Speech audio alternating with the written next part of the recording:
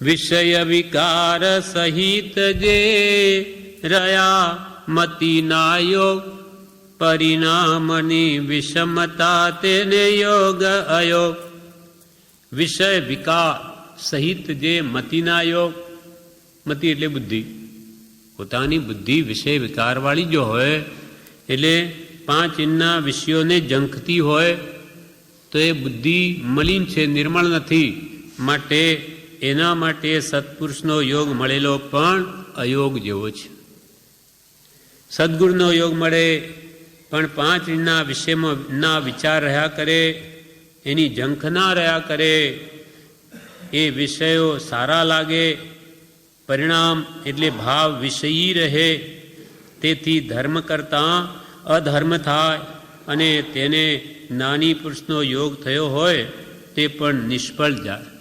માટે પાંચ ઇન્દ્રિયના વિષયમાં વૈરાગ્ય એ પહેલો કરવાનો છે, પહેલાં વિરક્ત ભાવ લાવવાનો છે. ભવે ખેદ પ્રાણી દયા ત્યાં આત્માર્થની પાસે. વિષય વિકારવાળી જો વૃત્તિ રહી સત્પુરુષ મળ્યા પછી પણ, તો કૃપાલદેવ કે એને જ્ઞાનીના દર્શન પણ કર્યા નથી.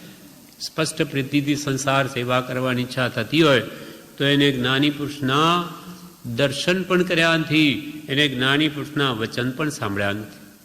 બાકી ખરેખર જ્ઞાની મળ્યા હોય અને સાચા ભાવથી એની આજ્ઞાનું આરાધન કર્યું હોય તો આ ફળ આવ્યા વગર રહે નહીં, એના વિષય વિકાર ઘટ્યા વગર રહે નહીં. એ વિષયો અનાદિન કાળના એના શત્રુઓ છે, એને ભૂલાવનારા છે. એમાં ને એમાં જીવ જો રહે તો કલ્યાણ ન થાય. એ વિષયોને લઈને વિષમભાવ થાય છે. કબીરદાસજીએ લખ્યું છે, કબીરા મન તો એક હૈ, ચાહે जिधर लगा, चाहे गुरु की भक्ति कर, चाहे विषय कमा. कबीरदास जी कहे, कबीरा मन तो एक है, उपयुक्त आत्माનો એક હોય, એ ચાહે વિષય કમા, પાંચ ઇન્દ્રિયો વિષયોમાં રમ, કાં પછી સત્પુરુષની આજ્ઞામાં રહે. કબીરા મન તો એક હૈ, ચાહે जिधर लगा, જ્યાં તારી ઈચ્છા હોય ત્યાં લગાવ, ચાહે ગુરુ કી ભક્તિ કર, ચાહે વિષય કમા, જેવી તારી મરજી. તારે એને સંસાર વધારવો હોય તો કોણ રોકી શકે? અને તારે મુક્તિ મેળવી હોય તો તને કોણ રોકી શકે? તારે મુક્તિ મેળવી હોય તો ભગવાન પણ તને રોકી શકે, અને તારે છૂટવું જ ન હોય તો ઈશ્વર પણ નહીં છોડાવી શકે. એમ આ પાંચ ઇન્દ્રિયના વિષયો તો અનાદિના શત્રુ છે. આખા જૈન ધર્મનો આધાર પરિણામ ભાવ પર છે.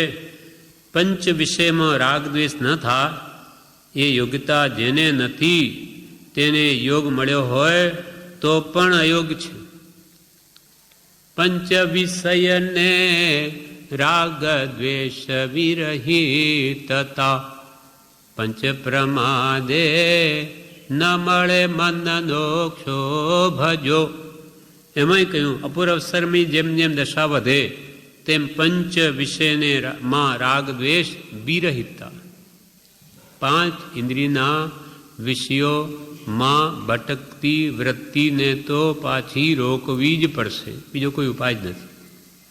આ સંસારનો માર્ગ છે, આ રાગ માર્ગ છે, અને મોક્ષનો માર્ગ તે વિતરાગ માર્ગ છે. રાગ દ્વેષથી રહિત થવાનો માર્ગ. પછી રાગમય રહેવું ને વિતરાગમાં રહેવું બની શકે નહીં. કાં દૂધ હોય કાં દહીં હોય, દૂધમાં પગ ન રહે, કાં દહીંમાં રહે, બે એક થાય. કાં દૂધ રહે કાં દહીં હોય, કાં મુક્તિ જોઈએ કાં સંસાર. સંસાર જોઈતો હોય તો વિષયોમાં ભટકો, અને મુક્તિ જોઈએ તો વિષયોને એમની મોડાસ લાવવી જ પડશે.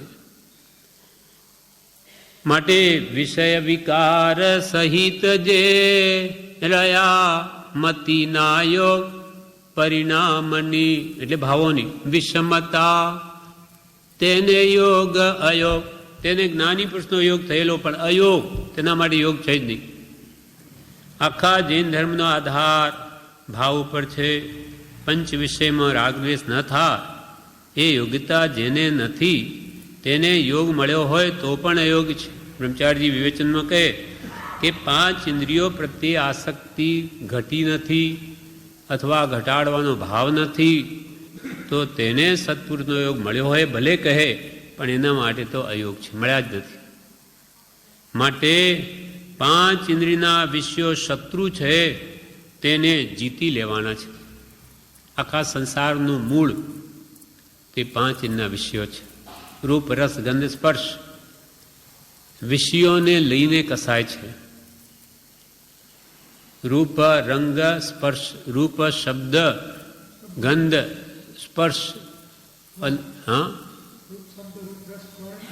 રૂપ, રસ, ગંધ, સ્પર્શ અને આસ્વાદ પાંચેન્દ્રિયોના વિષયો એને માટે આખી જિંદગી એમાં સુખ માનીને બધા પ્રયત્ન કરે અને એના માટે પછી કશાય ધર્મ ધનાદિ ભેગું કરે, લોભ માયા કરે, એમાં ન ફાવે તો ક્રોધ પણ કરે.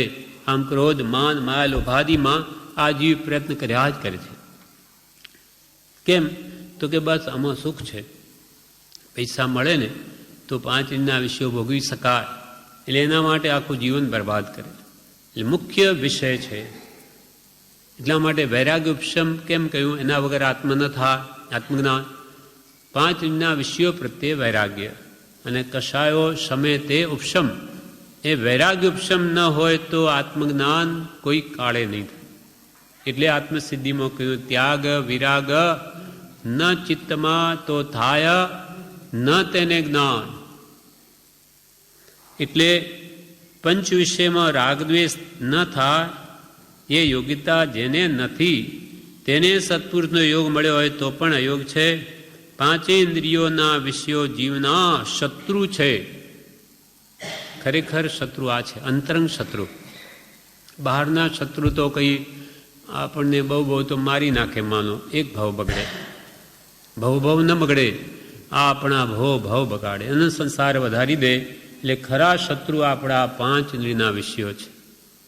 આસક્તિ, ખાવાની આસક્તિ, રૂપાદિ જોવાની આસક્તિ, નાટક સિનેમા આદિ કે કાન વડે સંગીત આદિ સાંભળવાની આસક્તિ અને શરીરથી કોમળ સ્પર્શાદિની આસક્તિ, નાકથી સુગંધ સૂંઘ લેવાની આસક્તિ. એ પાંચેન્દ્રિયોના વિષયો જીવને રાગ દ્વેષ કરાવીને આ સંસારમાં જકડી રાખે છે, એને છૂટવા જ ન દે. એના માટે જીવ કશાય ભાવો કરે છે. એટલે આ તો કહી આ અયોગ દશા, જ્ઞાની પુરુષનો યોગ થયો તો એ અયોગ છે. એના માટે હવે આપણી શું દશા હોવી જોઈએ એ કૃપાલદેવ અંતિમ કાવ્યમાં પોતાના ભાવ પ્રગટ કરે છે કે પહેલાં પાંચ ઇન્દ્રિયના વિષયો મંદ થવા જોઈએ, ઓછા થવા. એકદમ તો નહીં છૂટે, મંદતા તો આવે. હવે એ વાત કરે છે